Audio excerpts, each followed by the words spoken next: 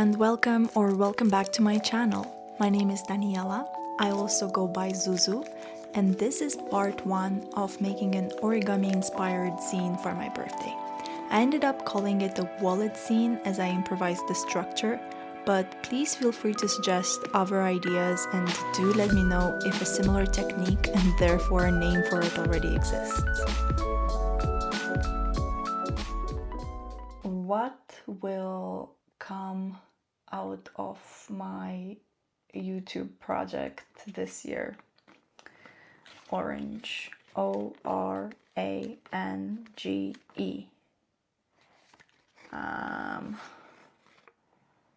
Free. When the road ahead is too overwhelming, focus on one foot in front of the other. I didn't write very good fortunes in here. But today is actually about making a fortune teller inspired zine. Not so much in that it will be about fortune telling. I want to make a birthday zine. And the reason why I even have this will become apparent in just a minute. I was inspired to do this by a great zine artist and a dear friend of mine, Ioana. She's known as Artizine. I met her in July 2024 when I went to my first zine workshop that she created. I remember being so overwhelmed by the amount of materials she was offering us. I was already feeling myself going into choice paralysis when she was like, right, turn your minds off. Today we're just creating from the heart. And if you know me, you know how a big part of my work is connecting to this side of my body that's not my head. To really emphasize the fact that there is no failing in this. There is just the art of trying, which really stuck with me. So I was like, okay, this seems like something that's really good for me. And since then, I just fell in love with what she puts out there. I think in total I went to 6 of her workshops, not enough, but each one gave me a unique zine that I carry with me everywhere I go. She introduced us to so many techniques and they're all brilliant. We had the concertina one, which is like a theater sort of installation, and then we had this one which was very confusing at a time, but it kind of makes sense. So you open it up like this, and then if I'll get this right, it goes into very various ways. Like it opens up like this, then it's like this. And she had to really emphasize for people to like not overthink this one and actually just go for it, because everybody was like, how exactly do we do this? You just do it. You don't question it too much, and you end up with a really cool piece of work. But today I want to attempt a little thing different. It's kind of inspired by this, which is why it's been here. And again, the amount of materials that she brings, all the scraps, all the journals, all the newspaper. I love recontextualizing things. These, they say breaking barriers, seizing opportunity, extraordinary. These are from a plane manual or something like that, taking things out of their original context, embracing them with a different meaning is a part of this practice that I really enjoy. And Ioana really encourages zine making as a practice rather than just as a one-off thing. So I was quite sad to not be able to attend her workshops regularly since I left London. She does do them online as well, but I never felt like I have enough materials, enough of my own drive maybe to like do it in just my room. So I never really joined one of them, sadly. I probably will do in the future, but I got to see her this last time I visited London. And she really was like, you should just join the February challenge. And the February challenge is something that she does every February for years now, where each week she releases one topic and people from all over the world take part and submit their zines on the topic and the technique that she encourages. Last week was childlike logic, and this week is twin flames. So she was like, you should really do it. And I started saying how, oh, I don't have the materials, I don't have enough of anything. And as I was saying it, I could really sense the bullshitting that I was doing, because really, if you want, you can make a zine out of anything. There was a person that submitted a zine made out of like everything they found in the recycling bin. Even outside of the zine world, if you really want something and you put your mind and spirit to it, you can get it done, right? So I could sense myself bullshitting. So I caught myself and I was like, you know what? I will do it. So this is me answering that call of hers, but it won't be a direct answer to the challenge, because first of all, I'm doing it on the theme of the week prior to this one, and also I will be attempting to create a little of a different structure. I really feel called to it because it was my birthday 2 days ago on Monday, and I've been thinking about this topic of childlike logic, and I kind of really want to do a zine that's all about my dreams as a kid, and also incorporating another thing I loved doing as a kid, which was origami. I'm going to move the camera slightly down so it focuses on my area of work rather than my face, and hopefully that allows me to relax a little and not sweat as much. I think it's very on brand that I'm working on a suitcase, because I've been living out of a suitcase for the last 6 months. If you watched my previous videos, you know that I moved out of London, I moved back with my parents. It's a situation that was meant to be temporary and ended up being, I don't know, a bit longer than that. In terms of materials, I have quite a lot of things actually. I don't have as many interesting magazines and stuff like that, but I have a printer downstairs that I may use. And something that actually also contributed to some of the inspiration for this is the fact that I received a lot of books for my birthday, and a lot of them were wrapped in cool wrapping paper. And I want to use this. And I also have the wrapping paper scraps that I used to wrap gifts for my friends, because I gave everybody sort of like a piece of writing or a poem that resonates with me or helped me at some point in my life. And it was all wrapped in this type of paper, which is really, really fun. And I have more of, but I will try and stick to scraps, which is very much part of Ioana's ethos, which I want to incorporate. First things first, if you're familiar with zine making, you use the full A3. However, since I'm making an origami thing, we're gonna have to bend it and make a square. And I want to have 2 of these, so 2 sheets of paper. By the way, if you've seen any of my previous videos, I've mentioned before that it's my mom that does my nails. And we got them done yesterday, and for some reason, I don't know if it's because of the Valentine's Day coming and all the pink and red around, or the fact that I've turned 30, that I decided to go for red. And if you know me, you know it's really not my thing to have red on my nails. I'm still getting used to them. So red on the nails is not something that I normally do, but here we are.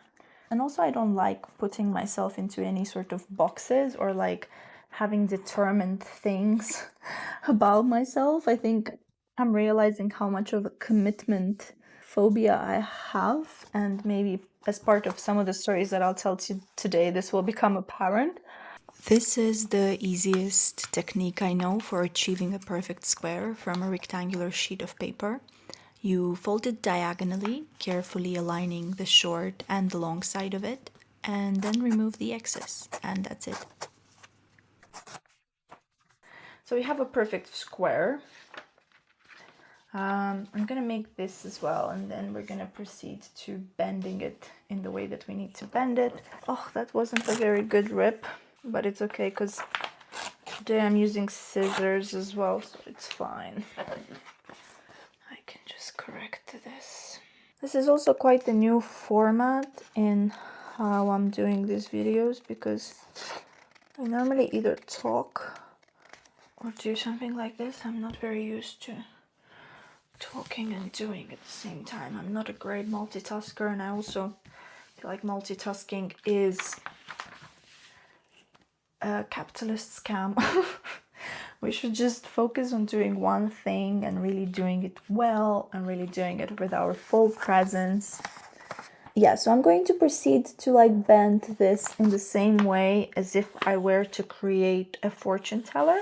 If you follow along, you can just do this, and at some point you will almost get a fortune teller, but I will just work on my until I get to the zine. There we go. The idea is to get this thing in the middle, the crossing of all the sides of all the paper. So this is how you bend something so that it's like a perfect bend. You kind of have to hold the corners, then you hold down the fold, and then you just push it. So there we go. And then we just fold it all inwards.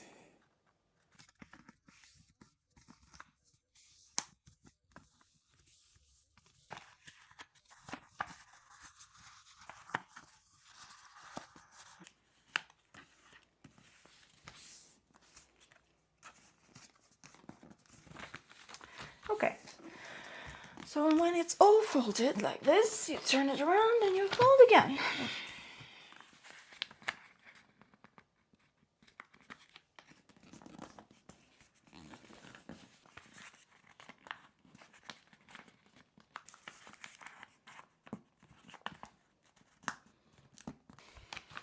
Okay. And now you basically have the base of this, and what you have to do is you kind of have to fold it in all different directions, and you'll end up with basically that thing, you know. I can even make it into this now, because you can kind of just, yeah, you have the, well, I don't want that at this point. I kind of want a zine. Well, not kind of. I did want a zine, and for that, I proceeded to fold the second sheet of paper in exactly the same way so that it gives me a few more pages. And then all that was left was to figure out the whole structure of it.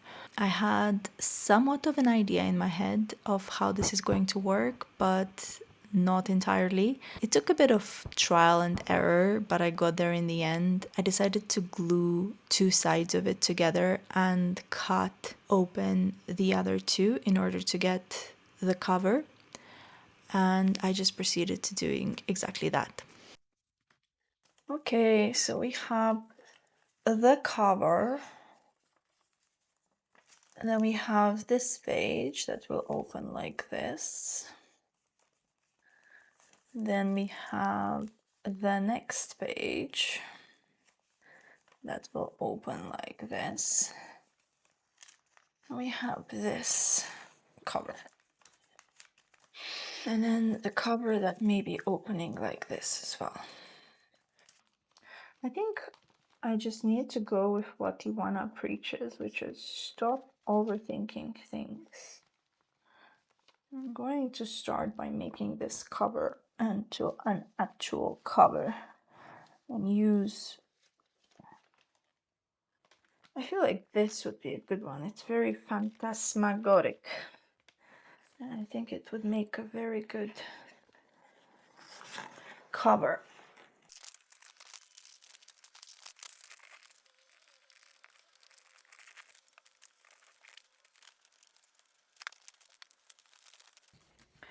Another thing that Ioana loves to reassure people with is that no matter what you end up doing, it will most likely end up looking great. It's just one of those things that you can't really do wrong. Okay, so we've done the first little bit, which is the cover that for us opens like this. I need to remember. I really wanted to keep this, but it's pretty and I feel like I really want to use it for this bit, for the cover kind of. I was figuring out a lot of it as I was going, and at this point I thought it would be quite an interesting idea to fold the external part of the cover inwards into a triangle, which will then allow the interior part of the cover to show some of its pattern. Also, I got inspired to incorporate a locking mechanism into it. This right here is a great example of false economy. I tried to get away with cutting a smaller piece of paper than I really had to, which normally means that I end up having to use more paper than I could have because of a desire to save paper in the beginning. How did I think this is going to be enough? How did I cut this?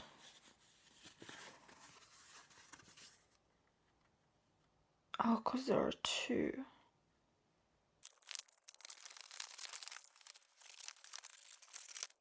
So this sort of works now, because I want to put this like this, and then I'm gonna have a bead that goes inside. I have some beads, have many more beads actually, but I think that's perfect for this. Alright, how do we make this work? So the idea is that I want something to come from this side. There will be a bead here.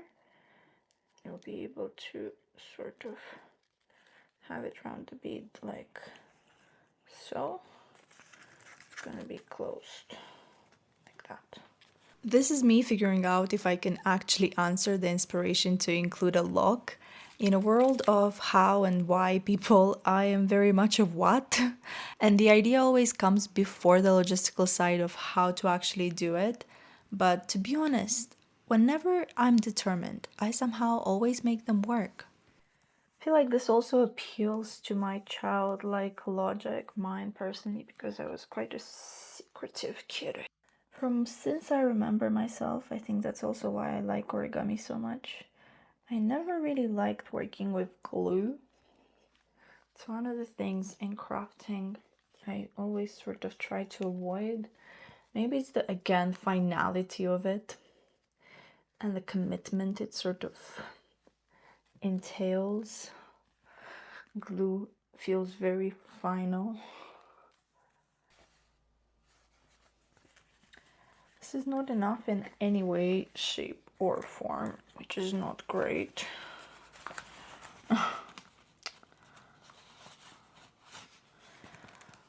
Kind of wasted this bit.